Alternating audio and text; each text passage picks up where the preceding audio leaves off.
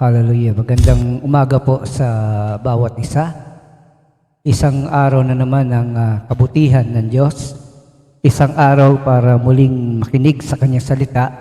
Isang araw upang ipahayag ang kabutihan ng ating Diyos na buhay. Hallelujah. Purihin Siya magpakailanman. Hallelujah. Sa lahat ng bagay sa ating buhay, Siya lamang ang ating papurihan at patuloy na itanghal.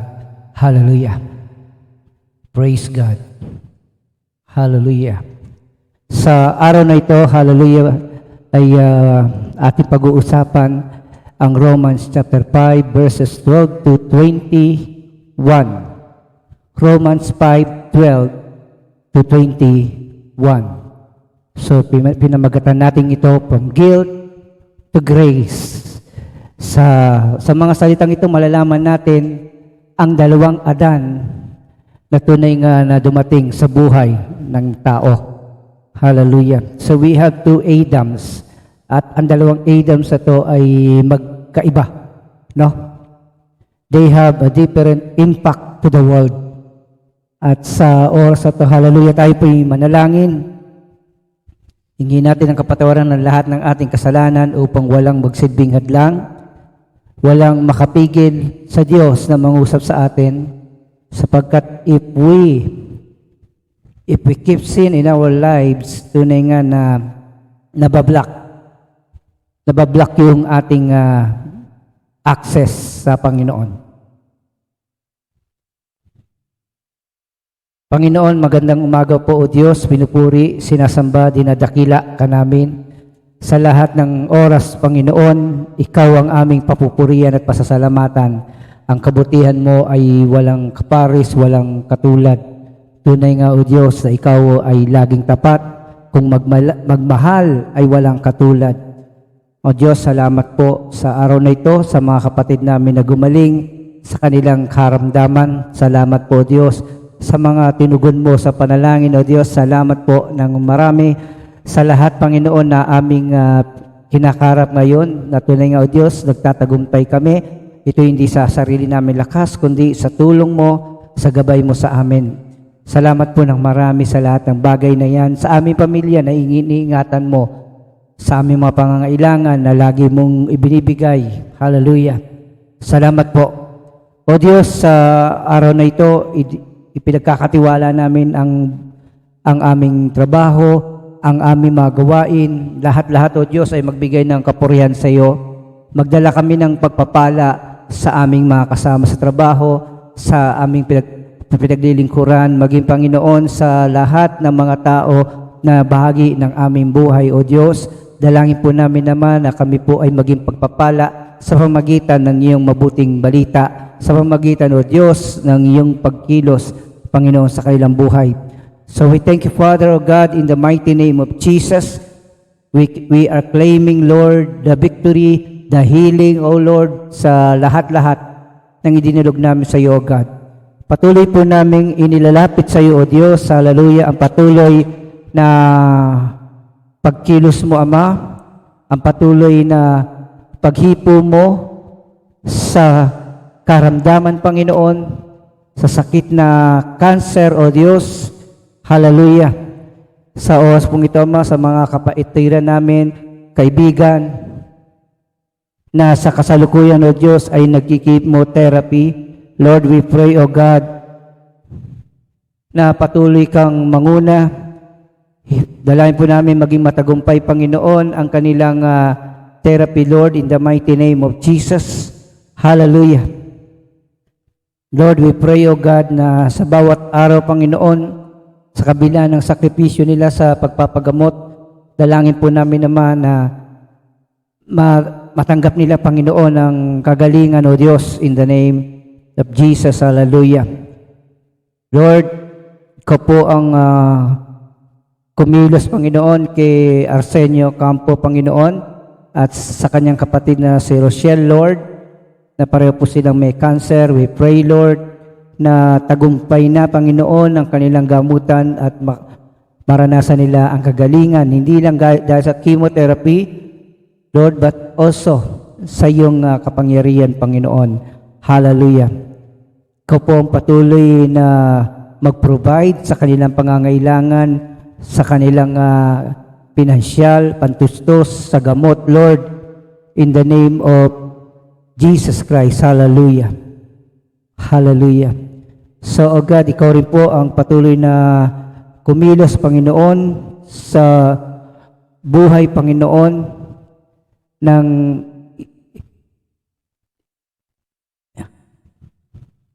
Hallelujah. Kay Jesse Dustin Wise Palmos, Lord, we pray, O God, yung kanyang ongoing chemotherapy at yung napakalaking halaga, Panginoon, na kailangan nilang matustusan, Panginoon. Hallelujah, in the mighty name of Jesus. Lord, kailangan nila ng himala at tunay nga, O Diyos, inilapit nila ito sa iyong lingkod, Panginoon, sa iyong mga anak, Panginoon. So naniniwala po kami, Ama, na kalooban mo, O Diyos, na mag-intercede kami, Panginoon, para dito. Hallelujah. Dalahin ko po, Diyos, yung cancer na tumubo sa kanyang mata ay tunay ng mabunot, matanggal sa pangalan ng Panginoon Kristo. Lord, na meron na daw siyang taning, Panginoon, na 4 na buwan. Lord, we pray, O God, continue to move to this child, Lord. Hawakan mo po, Panginoon, ang kanyang batang katawan, Ama, at iyong padaluyin, O Diyos, ang iyong kapangyarihan sa kanya. Dalangin ko po, Diyos, sa pangalan ng Panginoon Kristo, na i-comfort mo ang kanyang pamilya, magtiwala sila sa iyo, Panginoon, sapagkat wala silang ibang aasahan. Marami po salamat, Lord, and we pray in the future, O God, that everything, Lord, will be at their best, Lord, sapagkat ikaw na ang nagte-take control sa kanilang buhay. So, Lord, I pray, O God, in the mighty name of Jesus, na hindi ang gusto namin, kundi ang kalooban mo ang masunod sa pangalan ng Panginoon Kristo. And we also claim, Lord, sa recovery, Panginoon, nila Nanay Julie, ni Nanay Wendy, O God, in the name of Jesus. Lord, we also pray for our senior citizens, Lord, na ikaw pong kumilos, Panginoon, kila Nanay Pusing, Nanay Lumen, Nanay Julie, Sister Betty, O God, in the name of Jesus, Nanay Bioli, O God, in the name of Jesus, ingatan mo po at gabayan sila, maging Panginoon, hallelujah, sila, praise God, hallelujah, na sina Nanay Leti, O God, hallelujah, lahat po, Panginoon, sila Brother Rodrigo, O Diyos, in the name of Jesus, at dalahan din po namin naman na ang pag-iingat, ang gabay mo, kila Kapitana Lori Morales, maging si Kapitan Jimboy Balyad, at maging si Kapitan Narciso Ramson. So thank you, Father. Pinagkakatiwala po namin sila, araw-araw namin dinudulog sapagkat naniniwala po kami. We need your help. We need your protection for our barangay, for our family, Lord, for our church members, O God, and even to our church friends. Thank you, Father. In Jesus' mighty name, we pray, Lord, na ikaw po mangusap sa mga salita na aming pag-aaralan. Ikaw po magpaliwanag ng lahat-lahat na nais mo, O Diyos, sa pangalan ng Panginoon Kristo. Amen and amen. Hallelujah. Sa umagang ito, hallelujah, from guilt to grace, no? Mula sa pagiging guilty bilang isang makasalanan at patungo sa biyaya ng Diyos. Sabi ng Romans chapter 5 verse 12, ang kasalanan ay pumasok sa sanlibutan sa pamagitan ng isang tao.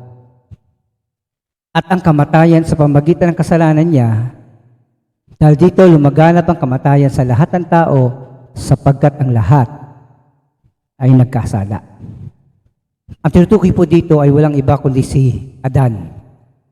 Alam natin ang kwento ng pagtukso sa kanila ng diablo, no? So, itong lagi nyo iisipin, ang strategy ng kaaway ay hindi naman nagbabago. Kumikilos siya kapag tayo ay isolated. Ano ibig sabihin? Kapag nahiwalay tayo sa company, sa fellowship, sa gawain, sa pamilya, at nagsosolo tayo, yan yung time na lalapitan tayo ng diablo at patuloy na guguluhin at bibigyan ng mga maling impormasyon. At kung hindi matibay, malalim ang iyong pagkakalam sa salita ng Diyos, maring malinlang ka katulad ni Eva at Adan. So, ang ibig sabihin nito, nagkasala ang dyablo, nagkasala si Eva, pero ang pagpasok ng kasalanan ay sa pamagitan ni Adan sapagkat siya ang may commitment. Siya ang kinausap ng Diyos patungkol sa nag-iisang batas sa loob ng paraiso. No? Yung pagkakaroon ng batas sa loob ng paraiso ay isang pruweba na ang Diyos ay hindi kapantay ng tao. That God has authority over men and over His creation. Hindi natin kapantay ang Diyos. Kaya nga, lahat ng bagay sa paraiso ay makakain nila, maliban sa isang bunga. So nakita natin na sinabi yon kay Adan at bilang ama ng pamilya, dapat ito'y binahagi niya rin sa kanya asawa, which is binahagi naman niya. Kaya lang, ang commitment niya na sundin ang kalooban ng Diyos ay nasira nang hinikayat siya ng babae, nakagatin ang prutas sa pinagbabawal ng Diyos. At doon nagsimula ang pagpasok ng kasalanan. Ang kasalanang ito ang naganda dahilan kaya nagkaroon ng kamatayan. At lahat ay nakaranas ng kamatayan dahil lahat ay nagkasala. Praise the Lord. Hallelujah. Sabi ng English version, therefore, just as sin came into the world through one man, and death through sin, and so death spread to all men because all sin. Lahat ay nagkasala. Ako, ikaw, tayong lahat. At ang naging bunga nito, mga kapatid, ay ang tinatawag nating kamatayan. Hallelujah. May tatlong uri ng kamatayan na tinutukoy ang banal na kasulatan. Okay? So number 1 is the spiritual death. Humanity separated from God, yung tinatawag nating pagkahiwalay ng tao mula sa Diyos. So when we committed sin, it is a step away from the Lord. You're turning back from God. Tinatalikuran mo ang Diyos pag gumagawa ka ng kasalanan. Kaya, tunay nga, yan ang unang kamatayan. Kaya nang kinain nila yung bunga, hindi kagad sila namatay. No? Ang namatay sa kanila ay ang hindi ang kanilang physical body. Tingnan natin. Sapagkat kamatayan ang kabayaran ng kasalanan, ngunit ang kaloob ng Diyos ay buhay na walang hanggan sa pamamagitan ni Kristo Jesus na ating Panginoon.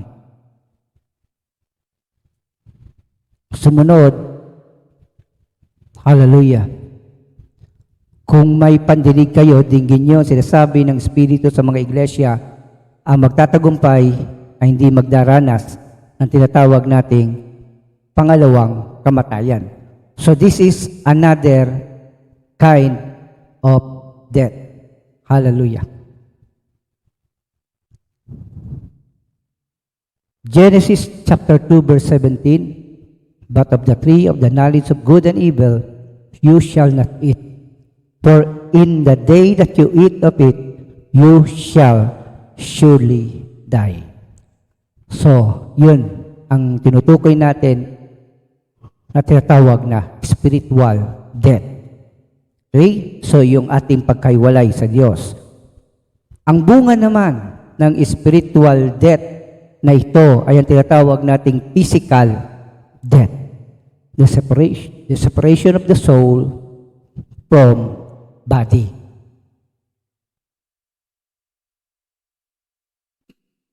Ito po yung literal na kamatayan ng ating katawan. Hallelujah. So ito po ay bunga ng ating spiritual death. Kaya nagkaroon ng decay, nagkaroon ng sakit, tumatanda hanggang sa mamatay. Yun ang epekto ng kasalanan. Hallelujah. And number 3, eternal separated from God for eternity. We call this eternal death.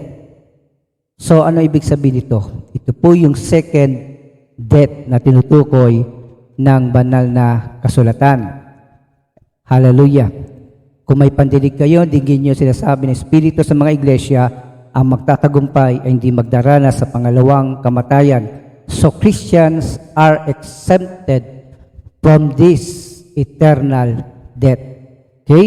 Ikalawa, pagkatapos ay itinapon sa lawang apoy ang kamatayan at ang Hades. Ang lawang apoy na ito ang pangalawang kamatayan. So we talk about yung tinatawag na ikalawang kamatayan bilang kamatayan o walang hanggang kaparusahan sa dagat-dagatang apoy ng impyerno. Okay? Praise the Lord for that. Sabi nga natin, nako, ano ang kahinatnan ng makasalanan? Ano ang kahinatnan ng mga gumagawa ng kasamaan? So, yan ang tinutukoy natin. The spiritual, yung eternal death. So, tatlo uli. Una, ang spiritual. Second, ang tinatawag nating physical death.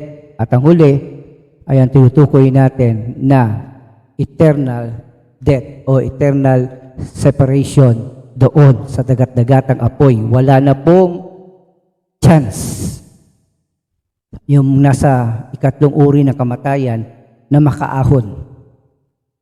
So, hindi po totoo yung sinasabi na dadasalan ang namatay para makaahon sa purgatorio. The truth is, once you're dead, automatic judgment will follow. Pero kung ikaw ay Kristiyano, wala nang kaparusahan, hindi na hatulan ang sinumang nakipag-isa kay Kristo. Isipin natin ang mga bagay na yan. Hallelujah. 2 Corinthians chapter 5 verse 4, habang tayo nakatira pa sa toldang ito, sa katawang lupa, tayo namimigatit numaraing, hindi upang mawala ang katawang panlupa, kundi upang mapalitan ng katawang panlangit. At sa gayon, ang buhay nating may katapusan ay mapapalitan ng buhay na walang hanggan. So, ang tinutukoy na 2 Corinthians chapter 5 verse 4 ay walang iba kundi ang physical death. Na tunay nga may limitasyon ang buhay, may katapusan. Okay? Now, nakita natin to. So, nagsimula ang kamatayan dahil sa kasalanan at ang unang kasalanan ay galing kay Adan. Kung paano pumasok ang kasalanan sa mundong ito, pumasok din ang kamatayan. At tunay nga, ang aklat ng Romans chapter 5 ay may dalawang Adan na tinutukoy. Ang unang Adan ay yung literal na si Adan at ang ikalawang Adan ay walang iba kundi ang ating Panginoong Jesucristo. Kung paano pumasok ang kamatayan dahil sa kasalanan, ganun din pumasok ang buhay na walang hanggan dahil sa biyaya ni Kristo Jesus. So tingnan natin ang comparison ng dalawa. Ang unang Adan ay nagpapakita ng kasalanan. Samantalang ang Kristo na dumating sa ating buhay ay, sabi nga natin, ang nagpapakita ng biyaya ng nahandog o kaloob ng Diyos. Sabi ng Romans chapter 5 verse 15, magkaiba ang dalawang ito, sapagkat ang kagandahang loob ng Diyos ay higit na di hamak kaysa pagsuway ni Adan. Totoo ngang nagdala ng kamatayan sa marami ang pagsuway ni Adan.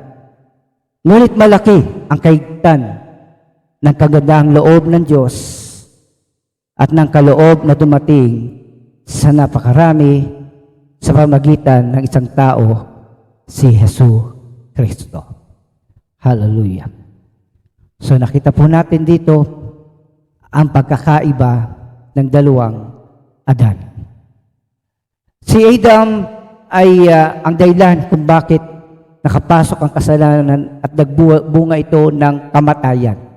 So when we talk about Adam, sin and also death comes because of him.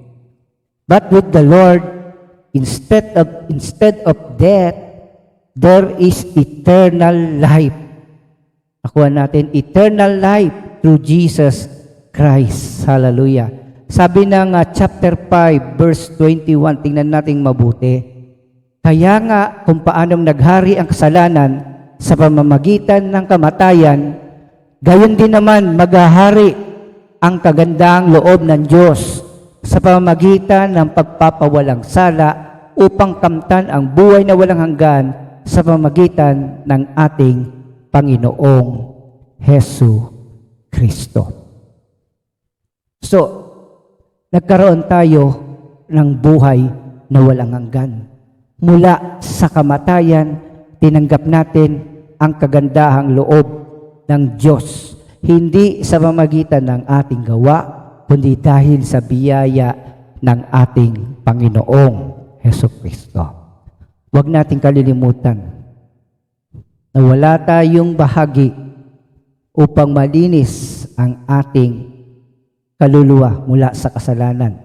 Wala tayong halaga na pwedeng ibayad sa ating mga kasalanan. At ang Panginoon na ang siyang umako ng lahat ng ating kasalanan. Kaya mapalad po ang sino man na pinatawad na ang kanyang kasalanan at kahit kailanman ay di na alalahanin pa. Hallelujah. Next, when we talk about Adam, pinag-uusapan dito ang judgment, ang katulan at ang kaparusahan.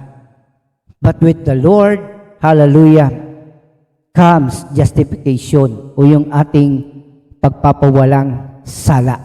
Ibig sabihin, from being guilty to being innocent because of Jesus Christ. Romans 5:16 hanggang 17. Ang kaloob, handog, bigay, hindi binayaran, hindi pinagtrabahuhan. Ito po ay kaloob, higit na dihamak kaysa binunga ng pagsuway ni Adam, ni Adan. Nagdala ng hatol na kaparusahan ng kanyang pagsuway. Ngunit ang kaloob na dumating sa kabila ng maraming pagsuway ay nagdulot ng kapatawaran. Yan ay walang iba kundi ang kaloob ng ating Panginoong Jesucristo. Kung paano ang lahat ng tao sa mundo ay makasalanan, pumasok naman sa pamagitan ni Kristo Jesus ang kapatawaran, ang pagpapawalang sala sa lahat ng mga nananalig sa Panginoong Jesucristo.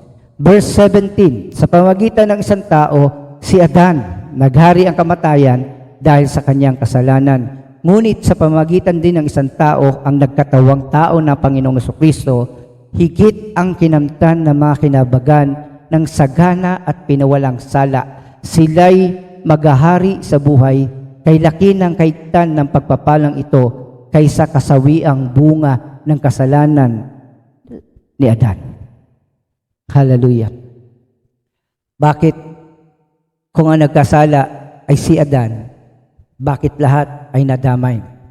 So kapatid, sabi nga natin, katotohanan nyo na yung kasalanan ni Adan ay naipamana niya sa sumunod na generation, sa kanyang mga anak, sa kanyang sumunod na lahi. At tunay nga, lahat tayo ay daladala natin yung original sin ni Adan. Plus, kasama pa ang magagawang kasalanan ng tao habang siya'y nabubuhay sa mundong ito. Kaya nga mga kapatid, kahabag-habag ang tao kung walang Diyos. Hindi niya kayang patakbuhin ang mundong ito. Hindi nga niya kayang paunlarin ang kapaligiran. Kung wala ang Diyos, mawawala ng buhay ang mundong ito. Pero dahil sa biyaya ng Panginoon, tinatamasa natin ang kasaganaan, tinatamasa natin ang kabutihan ng Diyos sa kabila ng kasalanan ng tao. Kaya kapatid, mapalad tayo sapagkat hindi lamang tayo kinabagan, tayo ay iniligtas mula sa kapamakang walang hanggan. Palakpakan natin ang Panginoon. Hallelujah. Susunod, si Adan is a representation of disobedience. pagsuway. Sa isang aral, sa isang kautusan na binigay ng Diyos, sinuway niya pa. Pero ang Panginoon Jesucristo ay kabaliktaran. Ano ibig sabihin ng kabaliktaran? Ang Panginoon naman ay nagpapakita ng katapatan sa pagsunod. Pagsunod hanggang kamatayan sa krus ng Kalbaryo. Sa kapatid, ang bunga ng pagsuway ay kamatayan. Samantalang ang bunga ng pagsunod ng Panginoon ay buhay na walang hanggan. Hallelujah. Kaya kung paanong nagbunga ng kaparusahan sa lahat ang kasalanan ng isang tao, ang pagkamatwid naman ng isang tao ay nagdulot ng kapatawaran at buhay sa lahat. Hallelujah. Minsan may nagtanong nagsabi sa akin, nainis na ako diyan sa isang pastor na yan, nainis ako sa isang mangangaral na yan. Araw-araw na lang na naririnig ko ang pastor na ito, wala na siyang ibang itinuturo kundi kaligtasan. Nakakasawa na, sana makahanap naman siya ng ibang mensahe. Nalulungkot ako at nasasabi ng taong ito, yung bagay na yon. Kristiyano pa naman siya. Hallelujah. Ano ba ang pinakamalagang aral ng banal na kasulatan? Ang pagpapayaman? Ang pagkakaroon ng mabuting kalusugan? Ang paghaba ng buhay? O ang pagkakaroon ng buhay na walang hanggan dahil kay Kristo? At ang pagkakaroon ng bahagi sa karya ng Diyos sa piling ng Ama. So, hindi natin pagsasawaang ipahayag ang mabuting balita, ang kaligtasan, sapagkat narito ang kapangyarihan ng Diyos. Kaya kung nasasabi man ng taong ito, nalulungkot tayo, na ang taong ito, ang gusto niya marinig, ay ang gusto niya marinig. Hindi ang pinakamalaga sa lahat ng ibinahagi sa atin ng Diyos. Wala nang higit sa katotohanan, may Diyos na nagpatawad sa atin, may Diyos na nagpawalang sala sa atin, at may isang Diyos na tapat sa atin. Hallelujah. Palakpakan natin ang Panginoon. Glory to God. Next, Adam is declared a sinner, but Christ declared righteous. And because of that, sila, ako, tayong lahat na nanalig sa Panginoon ay naging matuwid dahil sa ginawa ng Panginoong Jesucristo. Romans 5:19, sapagkat sa pagsuway ng isang tao, marami ang naging makasalanan. Kaya hindi naman marami ang pawawalang sala sa pagsunod ng isang tao, ang Panginoong Jesucristo. Hallelujah. Next, kay Adam, nananaig ang kasalanan. A slave to sin. Ang totoo nito mga kapatid, ang kasalanan ay hindi lang basta aksyon. Ito po ay nakakaapekto sa tao. Sa una, nagawa niya ito. Sa una, nakokontrol niya. Pero habang lumalalim ang kasalanan, siya na ang kumokontrol sa tao. Hallelujah. Kaya nga, kahit ang isang matuwid na tao, pag siya ay nahulog sa kasalanan, nagagawa niya ang hindi kapanipaniwalang mga kasalanan dahil na-overcome siya. If you remember, the first crime happened in the Bible is the crime between two brothers. At ang kaso ay murder. Pinatay ni Cain ang kapatid niyang si Abel. Nang una, nainggit siya. Nagagalit siya sapagkat pinahalagahan ng Diyos ang kaloob ni Abel. But dahil doon, sa galit niyang yon, binigyan na nga siya ng warning ni Lord na ang kasalanan ay kumakatok sa kanya buhay. At kung di siya magbabantay, hindi niya bibigyan ng pansin ang babala ng Panginoon, siya ay sasakupin nito. That is sin. No? Hallelujah. Ang kasalanan, maaring iwan ng isang lalaki ang kanyang pamilya, talikuran niya ang kanyang asawa, saktan niya ang kanyang mga anak. So it turned a good person, into evil, into bad. Hallelujah. Romans 5:20-21, na magkaroon ng kautusan, dumami ang paglabag, ngunit kung dumami man ang kasalanan, lalo namang sumasagana ang kagandahang loob ng ating Diyos. Huwag natin isipin na pwede tayong gumawa ng kasalanan sapagkat sagana naman ang kapatawaran. Ang sakripisyo ni Kristo ay para sa mga tao na hindi nila alam ang katotohanan. Sa mga taong hindi nila nalalaman ang kanilang ginawang kasamaan. Pero sa mga tao na alam na nilang mali, pero ginagawa pa rin nila, walang handog sa langit para sa ganon. Kaya sino man tumalikod sa Panginoon, nag-backslide. Sino man nakaranas ng kapangyarihan ng Diyos, pero tumalikod pa rin, hindi sila kalulugdan ng Diyos. At walang handog sa langit para sa kanilang kasalanan. Tandaan niyo po yan, mga kapatid. Verse 21.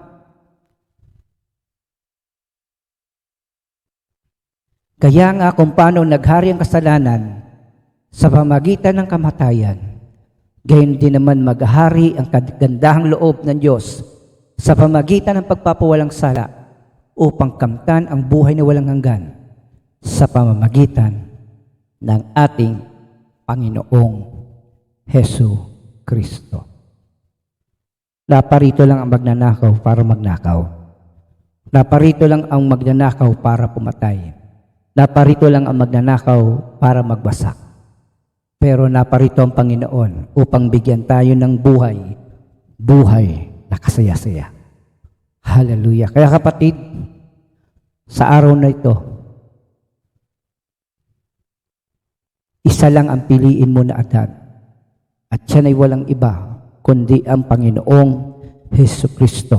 Kaya kapatid, sa naabot ng tinig na ito, kung ngayon mo lang naririnig ang salitang ito ng Panginoon, bakit hindi mo tanggapin ang Panginoong Hesu Kristo at hayaang gawin niya ang kanyang pangako na kapatawaran, ang kanyang pagliligtas at ang buhay na walang hanggan sa piling ng Diyos doon sa langit. Sumunod ka sa panalangin ito. Ngayon na ang araw ng iyong kaligtasan. Ibukas mo lamang ang iyong puso at ang Panginoon ay handa na kumilos sa buhay mo. Sundan mo ako sa panalangin. Aming Diyos, salamat po sa kabutiang loob mo. Salamat po sa kapatawaran ng aking mga kasalanan. Hindi po ako karapat-dapat sa iyong harapan. Hindi po ako karapat-dapat na tumawag sa iyo. Pero dahil sa biyaya at pagpapatawad mo, kami po, Ama, ay nakaranas ng kapatawaran. Kaya, O Diyos, binubuksan ko ang aking buhay. Tinatanggap kita bilang aking Panginoon at sariling tagapagligtas. Ikaw na ang manguna sa aking buhay. Ikaw na po, O Diyos, ang patuloy na kumilos sa aking kinabukasan. Pinagkakatiwala ko po sa iyo lahat ang aking mga plano, ang aking mga pangangailangan, at ang aking buhay. Salamat po ng marami sa dakilang pangalan ng Panginoong Jesucristo. Hallelujah. Ako na lang po mananalangin, O Diyos, sa bawat isa nagbukas ang kanilang buhay, sa bawat isa na tumanggap sa iyo, Panginoon, ikaw po'y mangusap sa kanila. Ikaw po ay kumilos, Ama, katulad ng ginawa mo sa aming buhay, kung paano mo pinadama ang iyong pag-ibig, paano mo pinadama ang iyong katapatan, maranasan din nila ang katotohanan sa kanilang buhay. Maranasan nila, Panginoon, ang kaibahan ng isang ama na nagmamahal sa kanyang anak. Salamat po ng marami at dalangin ko po, Diyos, masumpungan niya ang biyaya, bunga ng kanyang pagtanggap sa iyo bilang Panginoon at sariling tagapagligtas. Dalangin ko po, lumago sila sa pamamagitan ng pagbabasa ng iyong kasulatan at sa pananalangin at sa fellowship sa iyong mga anak. Salamat po na marami. Ikaw na po ang bahala sa kanya. At mula sa araw na ito, Panginoon, samahan mo siya.